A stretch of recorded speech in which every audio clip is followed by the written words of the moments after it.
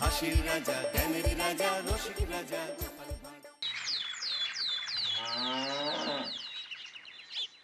এই যে তোমাকে বাজার থেকে যা যা আনতে বলেছি সব মনে আছে তো? মনে থাকবে কি থাকবে না জানি না, তাই আমি কাগজে একটা ফর্দ বানিয়ে নিয়েছি। গোপাল দাদা, পুটির মায়ের দাঁতের যন্ত্রণাটা আরো বেড়েছে। কাল সারা রাত যন্ত্রণায় ছটফট করেছে। আমাদের বৈদ্যমশাই দাঁতের শল্য চিকিৎসা শিখতেই বাইরে গেছেন, আজকের মধ্যেই আশা করি চলে আসবেন। কিন্তু ও যে আর পারছে না। শোনো, তুমি একটা তুলোর মধ্যে লবঙ্গ তেল দিয়ে পুটির মায়ের যে দাঁতে ব্যথা হচ্ছে তার গোড়ায় রাখো। বৈদ্যমশাই এলে আমি তোমাদের বাড়িতে যেতে বলছি। আচ্ছা গোপাল দাদা। যাই, বাজার থেকে চটপট ঘুরে আসি, এরপর আবার রাজসভায় যেতে হবে।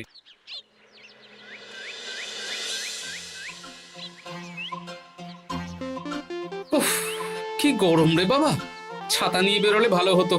এই তো সামনে আখের রস বিক্রি হচ্ছে, একটু আখের রস খাই, শরীরটা বেশ চাঙ্গা লাগবে। ভাই, আখের রস কত করে দিচ্ছ? 1 ভাঁড় 10 আনা গোপাল দাদা। দাও দেখি 1 ভাঁড়। আরে, এই যন্ত্রটা কিন্তু দারুণ। ওই আমাদের রাজ্যের বিজ্ঞানী মশাইয়ের অবদান।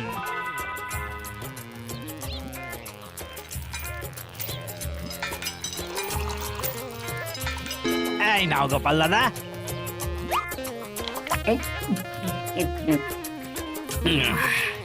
আহ, শান্তি। এই নাও ভাই, তোমার 10 আনা।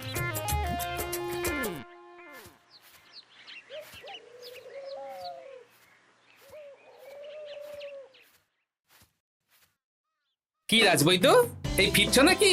হ্যাঁ, এতদিন আমি দাঁতের চিকিৎসার ব্যাপারে তেমন কিছুই জানতাম না। এবার সব শিখে এসেছি। ভালোই করেছো, তুমি একেবারে প্রথম রোগীকে দেখে তারপর রাজসভায় এসো। প্রথম রোগী? পুটির মা গো, কালকে সারা রাত যন্ত্রণায় ঘুমোতে পারেনি। আরে আর বলো না, কদিন আগেই পুঁটির মাকে নিয়ে পুঁটির বাবা আমাদের বাড়িতে এসেছিল। দেখলাম ওই বাড়ির দাঁতে বিস্তর সমস্যা। সেই জন্যে দাঁতের শল্য চিকিৎসা শিখতে চলে গেলে? ঠিক তাই, আমি ব্যথা কমার পথ্য দিয়ে এসেছিলাম। দেখি এবার দাঁতটা তুলেই দিতে হবে। তাহলে তুমিও পুটিদের বাড়িতে যাও, আমি বাড়িতে থলে রেখে আসছি। আজ না হয় দুজনে একটু দেরি করেই রাজসভায় যাব। বেশ বেশ।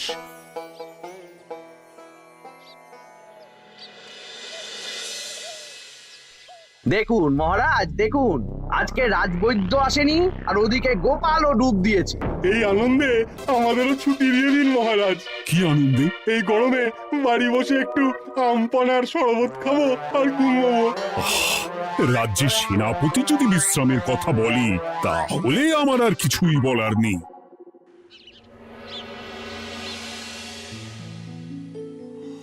এই তো দাঁতটা পুরো পোকায় খেয়ে নিয়েছিল। এখন দুদিন কোনো কথা বলা যাবে না, শুধু জল বা তরল জাতীয় খাবার খাবে।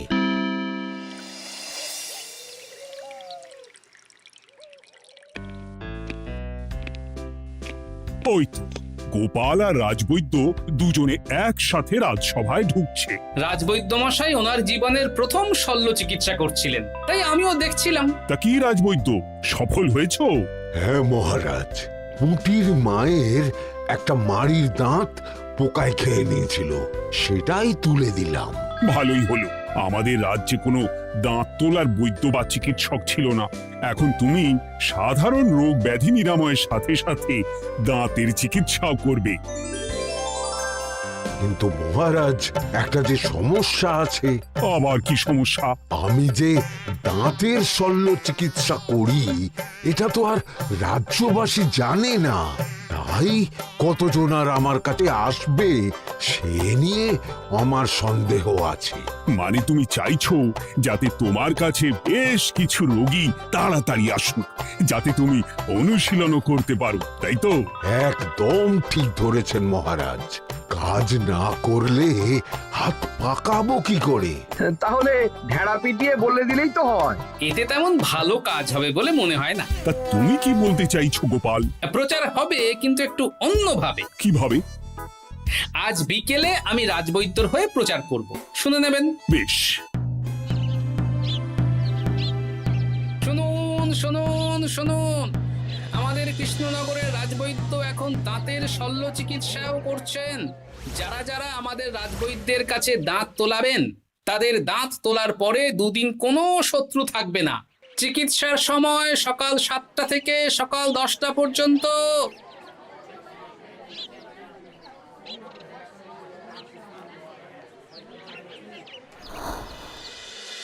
এসব তুমি কি উল্টো পাল্টা কথা বলছো গোপাল? উল্টো পাল্টা না, আপনি দেখুন না আপনার বাড়িতে লোকজন আসে কিনা। আর কেউ যদি জিজ্ঞাসা করে যে এই রকম প্রচারের কারণটা কি, তাহলে বলবেন রাজসভায় আমার সাথে কথা বলতে আমি বুঝিয়ে দেব। বেশ,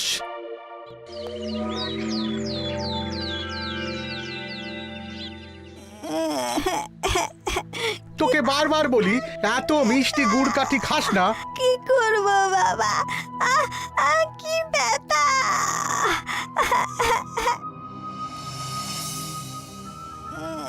বাড়ি আছেন নাকি বৈদ্যমশাই? হ্যাঁ আছি আছি, এই আমার ছেলেটার না দাঁতে খুব ব্যথা দুদিন ধরে। দেখছি। তা আপনাকে তো এই রাজ্যে আগে দেখিনি। আমি পাশের রাজ্য থেকে আসছি, শুনলাম আপনার কাছে দাঁতের শল্য চিকিৎসা করালে আগামী দুদিন কোনো শত্রু থাকবে না। ঠিকই শুনেছেন। বেশ, তাহলে বলুন কেন থাকবে না? আগে চিকিৎসাটা করি, তারপর বলছি।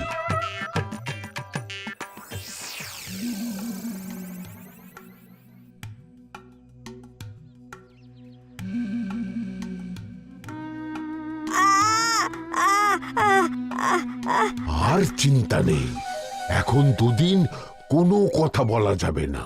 এবার তো বলুন আমার ছেলের আগামী দুদিন কোনো শত্রু থাকবে না কেন? আজকে রাজসভায় চলে আসুন, ওখানে গোপাল এই প্রশ্নের উত্তরটা দিয়ে দেবেন। তা বৈদ্য, তোমার কাছে আজকে কেউ এসেছে? সকাল সকাল দাঁত তুলে এলাম মহারাজ। বাবা, একদিনের প্রচারই এই ব্যাপার? মহারাজ, মহারাজ, বাইরে কয়েকজন অপেক্ষা করছে, তারা গোপাল দাদার থেকে কিছু জানতে চায়। তাদের ভিতরে আসতে বলো।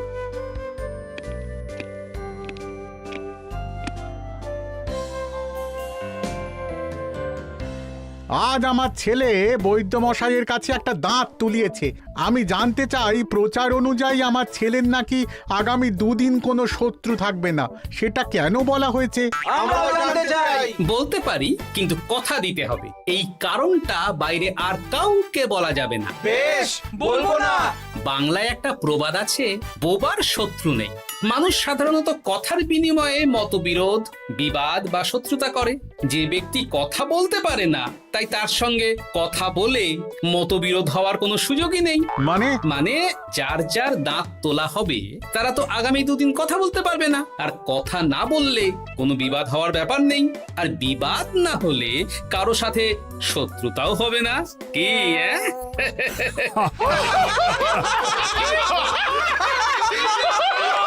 এই জন্যই তুমি হাসির রাজা গোপাল ভাঁড়। কে তোমার কথা শুনতে যাবে? একদিন না হয় প্রচারের চমকে এলো, এরপর কিভাবে আসবে শুনি? এরপর রাজবৈদ্যের সুনামেই লোকজন ছুটে ছুটে আসবে। বাহ বাহ বাহ, তোমার কত জ্ঞান! মহারাজ, এই কথা শুনে আমার মাথাতেও একটা বুদ্ধি এলো। অল্প পুঁজিতে শুধু প্রচারের জোরে এত রোজগার করব না, গোপাল হাঁ করে দেখবে। নিশ্চয়ই কোনো লোক ঠকানোর কথা ভাবছেন। মোটেই না। আচ্ছা, আগামী 3 দিন ব্যাপী মেলা হবে, সেখানেই তোমরা দুজনে তাহলে ব্যবসা করো। বেশ, করব। যে সবচেয়ে বেশি রোজগার করবে তাকে আমি 50 মোহর পুরস্কার দেব। রাজি। মেলার শেষে আমার প্রশংসায় পঞ্চমুখ হবেন সবাই, দেখে নেবেন।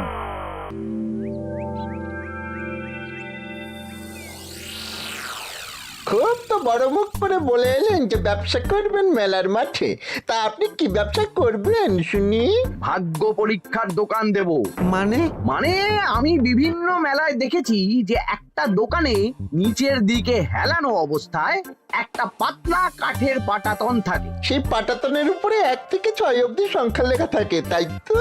হ্যাঁ, যারা মেলায় ভাগ্য পরীক্ষা করতে আসবে তাদের ফাঁপা লোহার 6টা বল দেয়া হবে।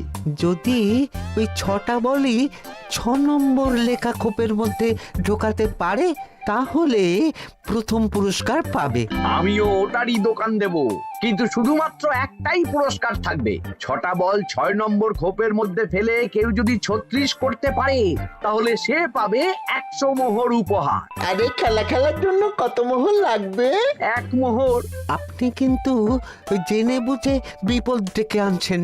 একজন কেউ ফেলে দিলেই আপনার হাত থেকে 100 মোহর ফসকে যাবে। আরে মেলার ভিড়ে যদি আপনি পুরস্কার না দেন তাহলে জনতার একটা মারও ফসকাবে না। আরে সেই জন্যই তো তোদের পোষা। তোদের মধ্যে যে কোনো একজন ওই কাঠের পাটাতনের নিচে লুকিয়ে থাকবি। যখনই দেখবো কেউ 36 করে ফেলছে আমি গলা ঠাকরাবো আর তোরা কাঠের পাটাতনটা হালকা করে নিচ থেকে নাড়িয়ে দিবি। এটা তো দারুণ বুদ্ধি। কি বলছো গোপাল, তুমি আখের রসের দোকান দেবে? হ্যাঁ, এই গরমে আখের রসের বেশ চাহিদা। তোমার বানানো ওই যন্ত্রের চাকা ঘোরাবো আর আমার ভাগ্যের চাকা ঘুরবে। সে ঠিক আছে, আমার কয়েকটা যন্ত্র বানানোই আছে। তুমি না হয় মেলায় ব্যবহার করো 3 দিন। ব্যাস, আর চিন্তা নেই। এবার শুধু জমিয়ে আখের রস বিক্রি করব, সাথে বিভিন্ন মশলা, বরফ আর পাতিলেবুর রস দেব।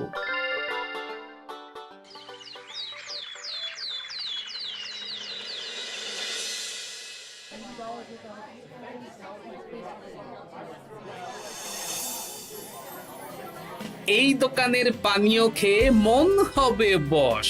গোপাল ভাঁড় নিয়ে এসেছে ঠান্ডা আখের রস। আরে গোপাল দাদা, তুমি আখের রস বিক্রি করছো? ঠান্ডা আখের রস কত করে গো গোপাল দাদা? 1 ভাঁড় মাত্র 10 আনা। 6 ভাঁড় দাও। এক্ষুনি দিচ্ছি। আসুন আসুন আসুন, সবাই আসুন। আসুন আসুন আসুন, এদিকে আসুন, এদিকে আসুন, ভাগ্য পরীক্ষা করুন।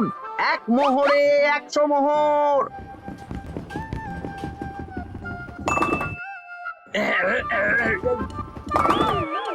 ভাগ্য পরীক্ষা করুন। মন্ত্রী মশাই বলেন কি 1 মোহরে 100? তুমিও ভাগ্য পরীক্ষা করাবে নাকি? একবার বাজিয়ে দেখতে দোষ কি? দাও, আখের রস খেয়ে বরং চলে যাই। এই তো হয়ে এসেছে। এই নাও, ধরো।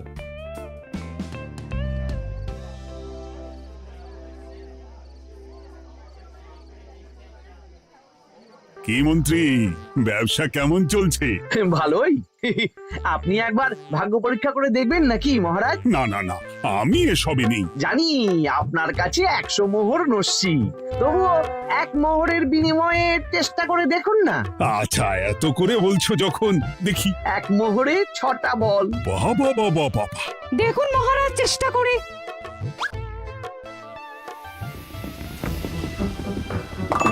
এই তো একটা 6 পড়েছে, আবার চেষ্টা করুন। জয় মা জয় মা।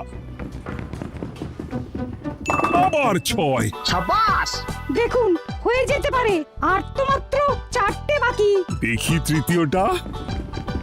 আরে পাস, আবার 6। নিন খেলুন। এই যা, হলো না। আরেকবার প্রথম থেকে চেষ্টা করবেন নাকি মহারাজ?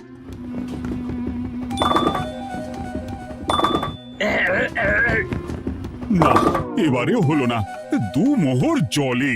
অন্য সব জায়গায় বাকি সংখ্যাতেও পুরস্কার থাকে, আপনার এখানে নেই কেন? আমার এখানে ধামাকা পুরস্কার, তাই বাকি আর কিছু রাখিনি। 36 করতে পারলেই 100 মোহর। এই নাও মন্ত্রী, 2 মোহর।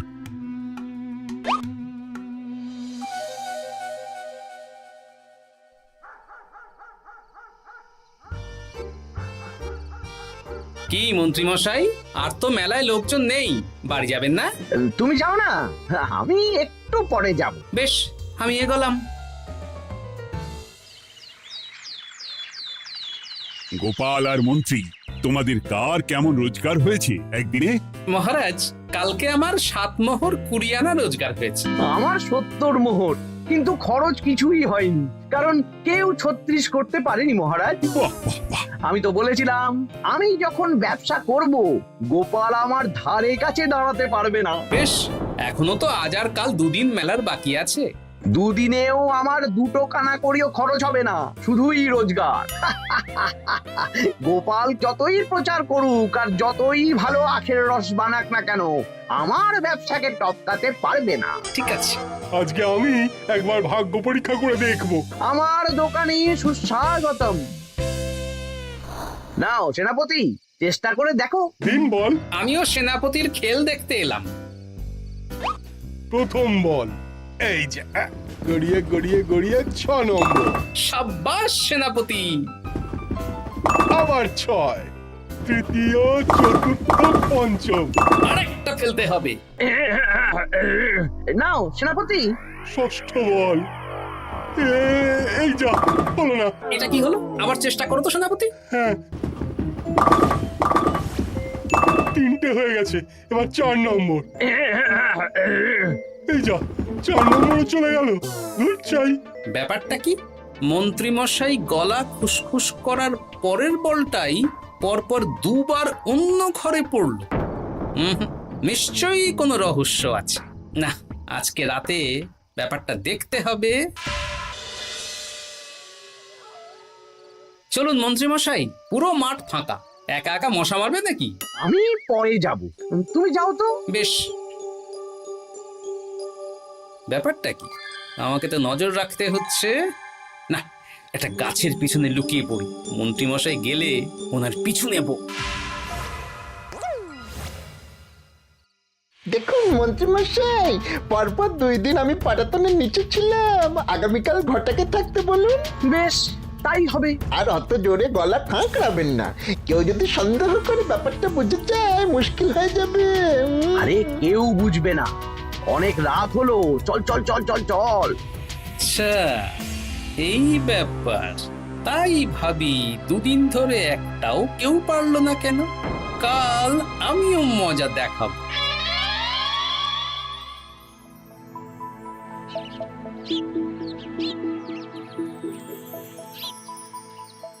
বাবা চলে এসেছেন দেখছি। এত চাহিদা না আমার এই ভাগ্য পরীক্ষার, তাই আগে আগে চলে এসেছি। মন্ত্রীমশাই, আপনাকে মহারাজ এক্ষুনি ডাকছেন। এখন কেন? সে তো জানি না, চলুন।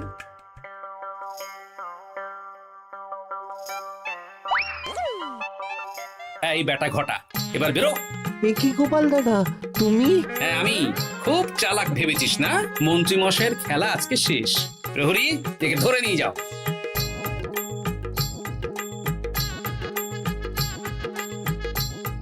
বিজ্ঞানী, তুমি তোমার চুম্বক নিয়ে এসেছো তো? হ্যাঁ, এবার 6 নম্বরের নিচে একটা টান টান করে সমান রেখা টানতে হবে, আগা থেকে গোড়া অবধি। তুমি তো সব সকালে বুঝিয়েই দিয়েছো, দাঁড়াও দাগটা টেনে নি। একদম 6 নম্বর খোপ অবধি যাচ্ছে, সেই অনুযায়ী টান টান করে দাগ টানো। টানছি, তুমি বাইরে নজর রাখো। নজর রাখছি। কাজ হয়ে গেছে, তুমি একবার অনুশীলন করে দেখে নাও। হ্যাঁ দেখছি। শুরু করো। শুরু করছি। একদম পাক্কা আছে। দূর, কেউ ডাকেনি, অকারণে সময় নষ্ট করলো। কতগুলো খদ্দের ফিরে গেছে কে জানে। কি হলো মন্ত্রী মশাই, এত রাগ কিসের? রাগ হবে না, ওরই বেটা আমার সাথে মজা করছিল। বেশ অনেকজন খদ্দের ফিরে গেল, আমার কত ক্ষতি হয়ে গেল। আমি খেলে আপনার ক্ষতিপূরণ দিতে পারি। তুমি খেলবে? হ্যাঁ, ভাগ্য পরীক্ষা করতে দোষ কোথায়?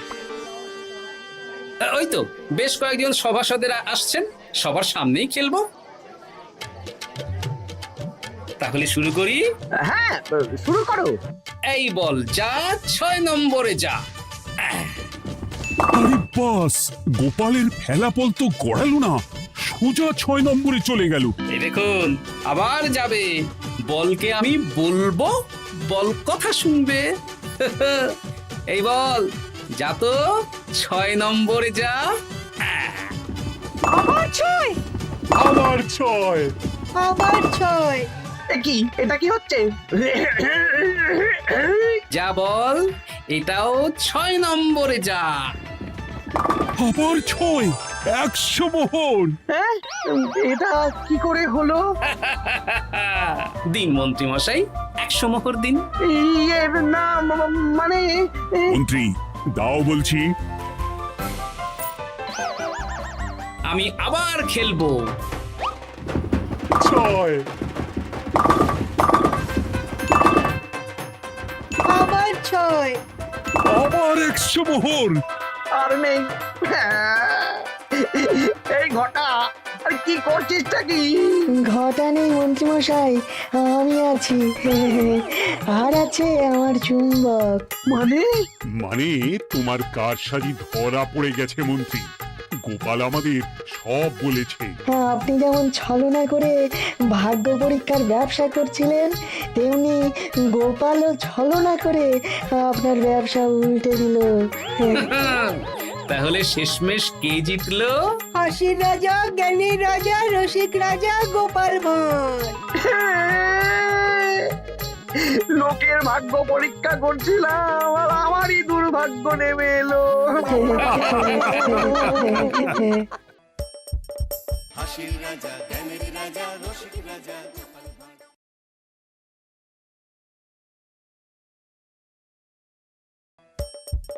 হাসির রাজা জ্ঞানের রাজা রসিক রাজা গোপাল ভাঁড়।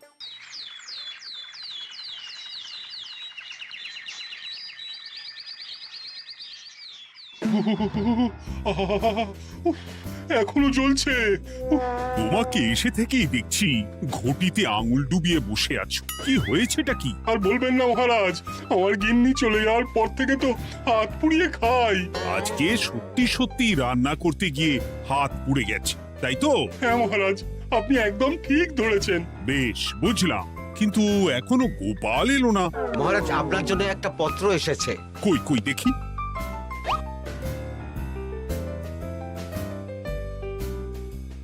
ঠিক আছে, তুমি এখন এসো। কিসের পত্র মহারাজ? দাঁড়াও, আগে গোপাল আসুক, তারপর বলছি।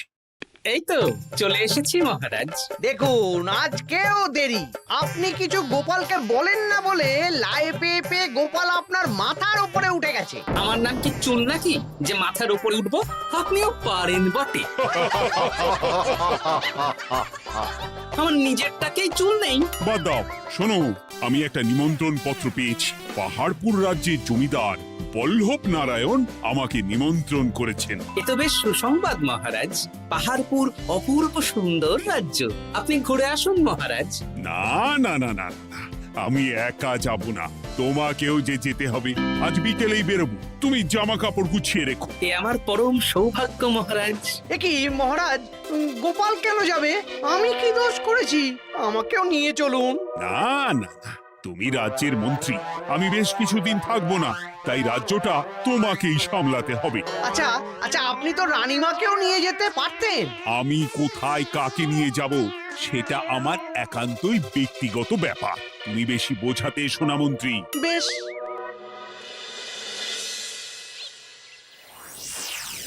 গোপাল গোপাল আর গোপাল, এই গোপালের জন্যে আমাদের কপালটাই মন্দ থেকে গেল। মন্দ না, বলুন বন্ধ থেকে গেল। সব সুযোগ ওই গোপাল পাবে, আর আমাদের বেলা ছাই। আজকেও গোপাল রাজসভায় দেরি করে এলো, তবু বেটাকে মহারাজ কিছু বললেন না। বলবে কি? উল্টে মহারাজই তো গোপালকে ঘুরতে নিয়ে যাচ্ছেন। পাহাড়পুরে গিয়ে ভালো মন্দ আহার করবে গোপাল, আর আমি রাজ্য পাহারা দেব। হ্যাঁ, ঘেন্না ধরে গেল এই জীবনে। গোপাল যতদিন আছে ততদিন কিন্তু আমরা ওই ফুলে ফেপে উঠতে পারবো না। গোপালের যেন 7 খুন মাপ। আমরা তো বানের জলে ভেসে এসেছি। আপনি তো গোপালকে তাড়ানোর অনেক চেষ্টা করেছেন, কিন্তু কিছুতেই কিছু হয়নি। হবে কি করে?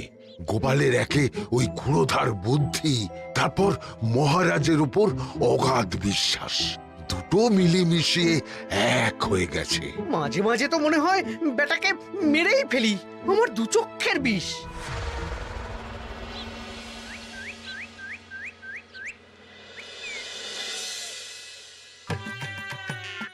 বলছি গিন্নি, কি এত তুমি পোটলায় বাঁধছো বলো তো? এত দূরের রাস্তা, তাই শুকনো খাবার ভালো করে বেঁধে দিচ্ছি। হ্যাঁ, তা কি কি দিয়েছো শুনি? ভিজে চিড়ে দিয়েছি, মুড়ি, নারকোল কুচো, চিনি দিয়েছি। হ্যাঁ, ব্যাস, আর কিচ্ছু দিতে হবে না। আমার সাথে তো মহারাজও যাচ্ছেন। আমি একটু বেশি করে দিয়েছি গো। দূর, সে কথা বলিনি। মহারাজ যাচ্ছেন তো, তাই মহারাজও নিশ্চয়ই রাজবাড়ি থেকে ভালো মন্দ খাবার নিয়ে আসবেন। যে যার নিজের তালে থাকে। কি আর করবো গিন্নি, উদরকে আদর করে যা সুখ, তার অন্য কিছুতে নেই। বেশ বেশ, সাবধানে যেও। হ্যাঁ, তুমিও সাবধানে থেকো কিন্তু। আর নাতনি নাতনিগুলো এলে তাদের জানিয়ে দিও যে দাদু বেশ কিছুদিন থাকবে না। ঠিক আছে গো, ঠিক আছে। সাবধানে যাবেন মহারাজ।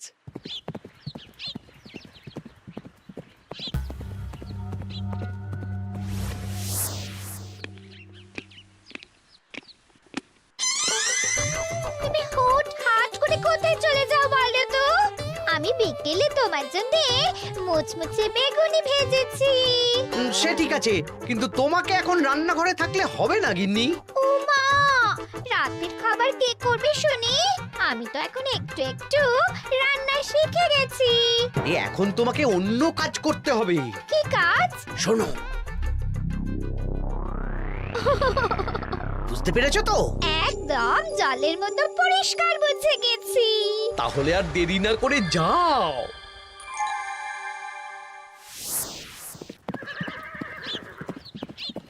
মহারাজ, একটা কথা বলতে পারি? বলো গোপাল। আমরা পাহাড়পুর জমিদার বাড়িতে যাচ্ছি কেন? তুমি তো জানো আমাদের সেনাপতি এখন একা একাই নিজের সংসার সামলায়। হ্যাঁ, ওই ঘটনার পর থেকে তো সেনাপতির জন্য ভালো পাত্রীও পাওয়া যায়নি। পাহাড়পুরের জমিদার বল্লভ নারায়ণের একমাত্র কন্যা এখন বিবাহযোগ্যা, তাই আমি আর তুমি দেখতে যাচ্ছি। সেনাপতিকেও সাথে নিয়ে গেলে হতো। না, আগে আমরা যাব, মেয়েটা কেমন সেটা বিচার বিবেচনা করে ফিরে আসব। তারপর যদি সেনাপতি রাজি হয়, তখন আমরা বাকি ব্যবস্থার দিকে এগোবো, তাই তো? একদম তাই। আর তোমার যে ভালো মানুষ চেনার ক্ষমতা আমার জানা আর কেউ নেই, সেই জন্যই তো তোমাকে নিয়ে এলাম। এ আমার পরম সৌভাগ্য মহারাজ।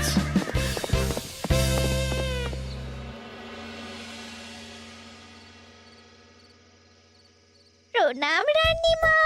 আরে মন্ত্রী গিন্নি যে, বলো বলো। এই কিছু বেগুনি ভেজেছি, তাই আপনার জন্য নিয়ে এলাম রানীমা। সরলা, তুমি ওটা রান্নাঘরে নিয়ে যাও। আচ্ছা রানীমা। মা, এই গয়নাটা পরে কি সুন্দর লাগছে আপনাকে। নতুন নিলেন? না না, বছরখানেক আগে বিবাহ বার্ষিকীতে মহারাজ গড়িয়ে দিয়েছিলেন।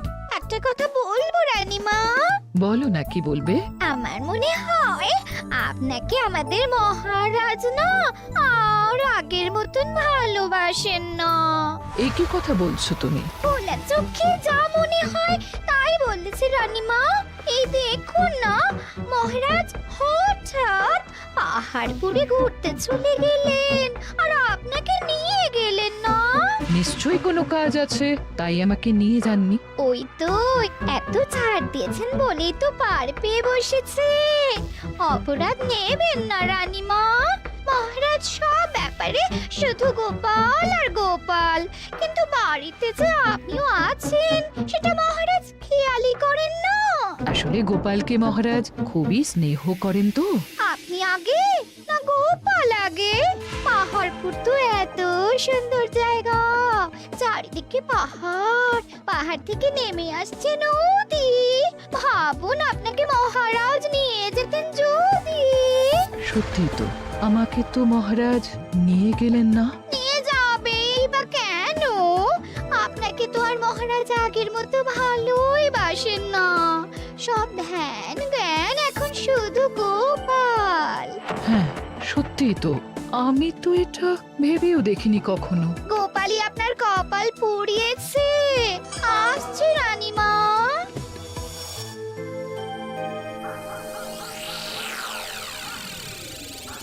কি গো গিন্নি, আমি যেমন যেমন বলেছি তুমি তেমন তেমন রানীমাকে বুঝিয়েছো তো? হ্যাঁ হ্যাঁ, আমি একেবারে এমন ভাবে কানে পুষ্পন্ত ঢেলেছি, রানীমার কান মাথা সব সব ভরে গেছে। এবার শুধু মাঝে মাঝে ইন্ধন জুগিয়ে যেতে হবে, বুঝলে? তারপরে তোমার পথের কাঁটা ফাঁকা হয়ে যাবে। আর একবার গোপাল সরে গেলেই আর কোনো চিন্তা নেই। 2 হাত ভরে রোজগার করবে গো।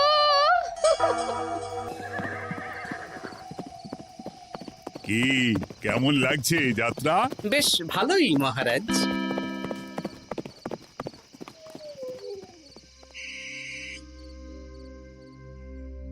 রানীমা, খাবার কি আমি এই ঘরে নিয়ে আসবো?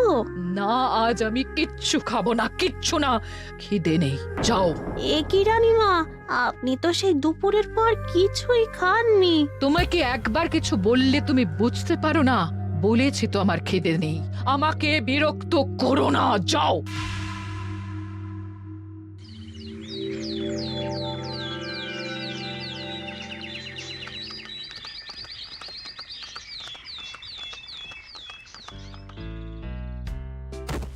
আসুন মহারাজ কৃষ্ণচন্দ্র, আসুন আসুন আসুন।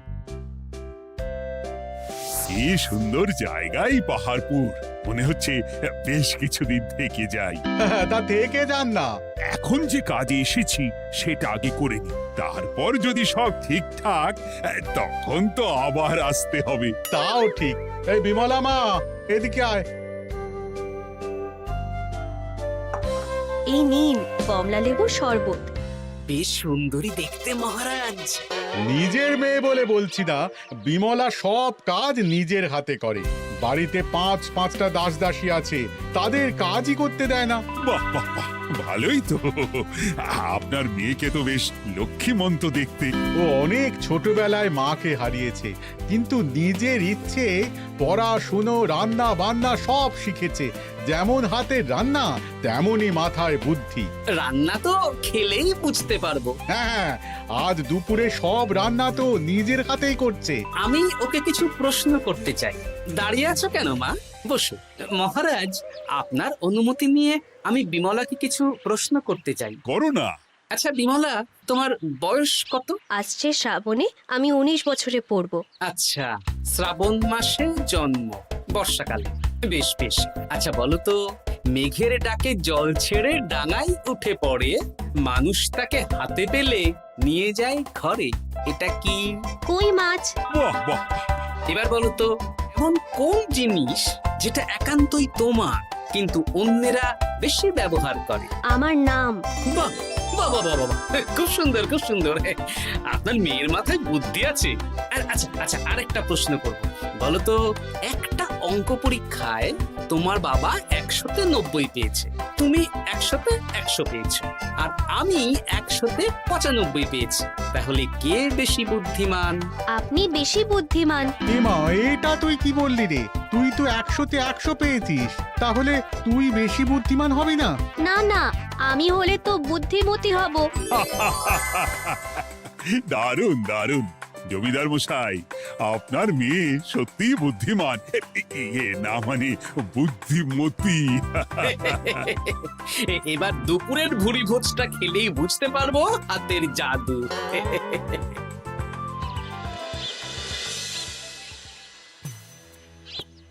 রানীমা, বেলা হয়ে গেছে, এভাবে না খেয়ে থাকবেন না, আপনার শরীর খারাপ করবে। তোমাদের মহারাজ আসুক, তারপরে খাবো। যতদূর জানি মহারাজ আগামীকাল সকালে ফিরবেন। বেশ, আমাকে একটু শরবত করে এনে দাও, আর কিছু খাবো না। আচ্ছা রানীমা। বুঝলি, আজ পুকুর ঘাটে গিয়ে যা শুনলাম না। কি শুনলে? রানীমা গতকাল বিকেল থেকে কিচ্ছু খাচ্ছেন না, মহারাজের ওপর রাগ করে। এখন রানীমার রাগ, এরপর ভাগ গোপাল ভাগ।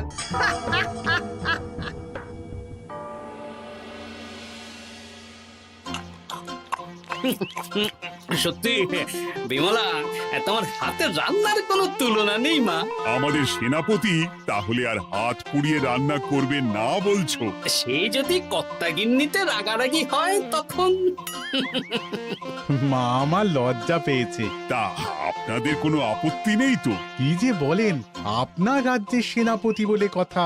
বলছি বিমলাকে তো আমাদের সেনাপতি দেখলো না, তাহলে বিমলার একটা তৈলচিত্র আছে, আমি আপনাকে বরং সেটা দেব, আপনি ওনাকে গিয়ে দেখাবেন। সেই ভালো হবে, আমাদের খুব পছন্দ হয়েছে। তাহলে সেনাপতি রাজি হলে আমরা বিবাহের তারিখ চিঠিতে জানিয়ে দেব। আচ্ছা মহারাজ।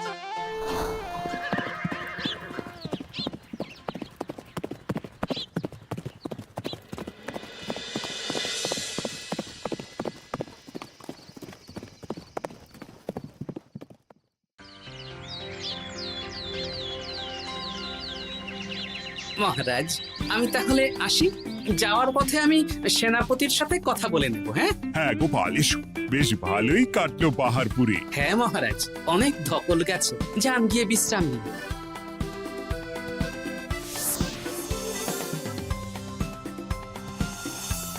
কি সেনাপতি, পছন্দ তো? হ্যাঁ, খুব পছন্দ হয়েছে গোপাল, তোমার চোখ তো দেখছি একেবারে জহুরের চোখ।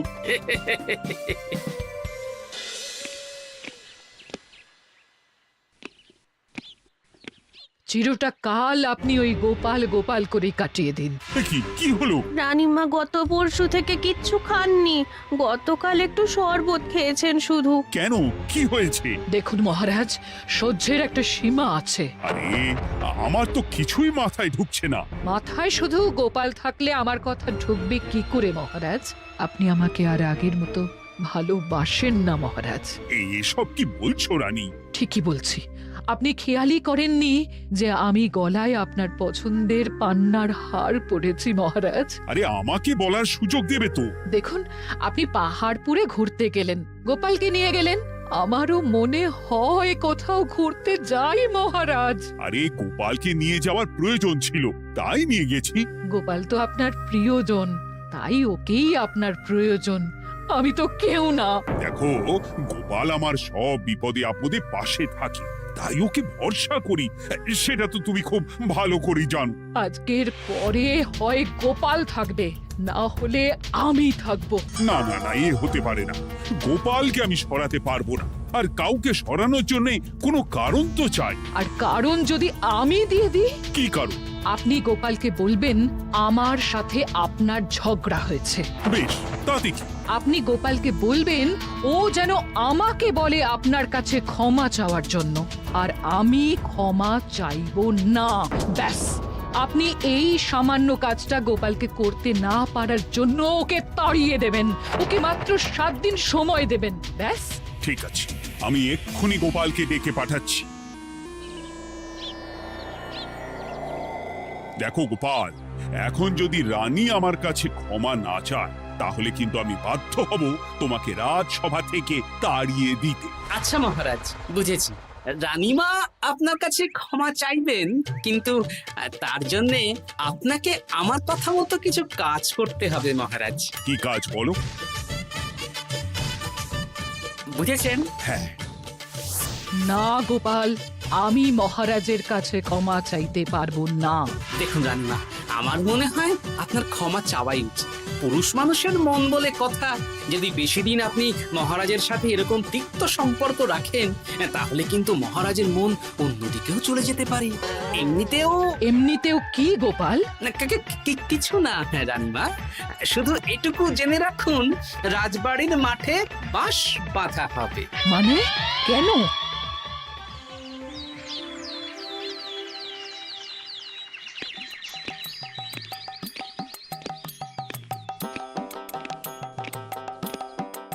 আসতে পারি মহারাজ?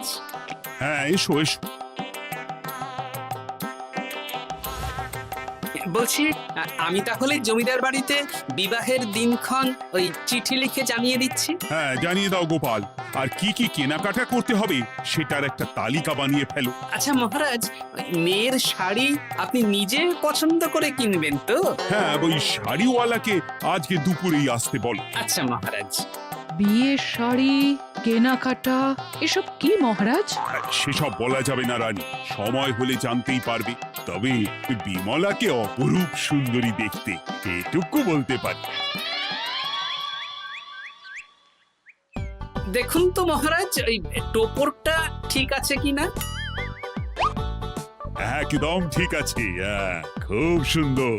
শাড়িওয়ালা এক্ষুনি আসছে। আসছি মহারাজ। এসো এসো। কার জন্য শাড়ি লাগবে মহারাজ? রানীমার জন্য? না না, বিমলার জন্যে। বিমলাকে? এক অপরূপা তরুণী, বুদ্ধিমতীও আছে, ধীর স্থির, ঝগড়া করে না। বেশ অনেক হয়েছে মহারাজ, দোহাই আপনার, আপনি দ্বিতীয় বিয়ে করবেন না। আমি ক্ষমা চাইছি। কি বলছো রানী? আমি বুঝতে পেরেছি, আমি আপনাকে গোপালের নামে দু চার কথা শুনিয়েছি বলে আপনি বিয়ে করতে চলেছেন। আমি আর রাগারাগি করব না, আমাকে ক্ষমা করুন।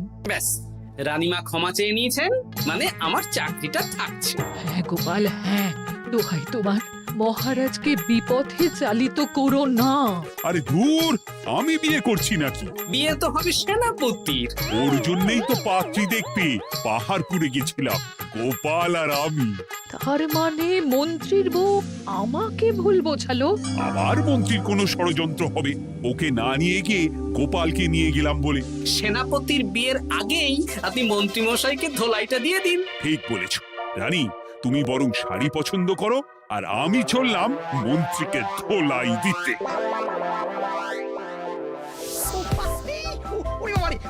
তুমি এত নীচ, হ্যাঁ? তোমার গিন্নিকে দিয়ে রানীর কানে বিষ ঢালা। ভুল হয়ে গেছে, ভুল হয়ে গেছে, ক্ষমা করে দিন। এখন মন্ত্রী মশাই ভ্যাঁ করছেন, কদিন পরে সেনাপতির বিয়েতে প্যাঁ হবে ছাদনা তলায়।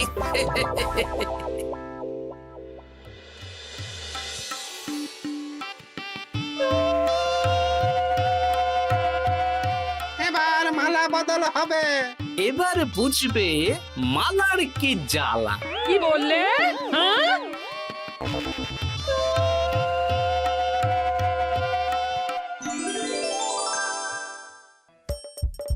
হাসির রাজা জ্ঞানের রাজা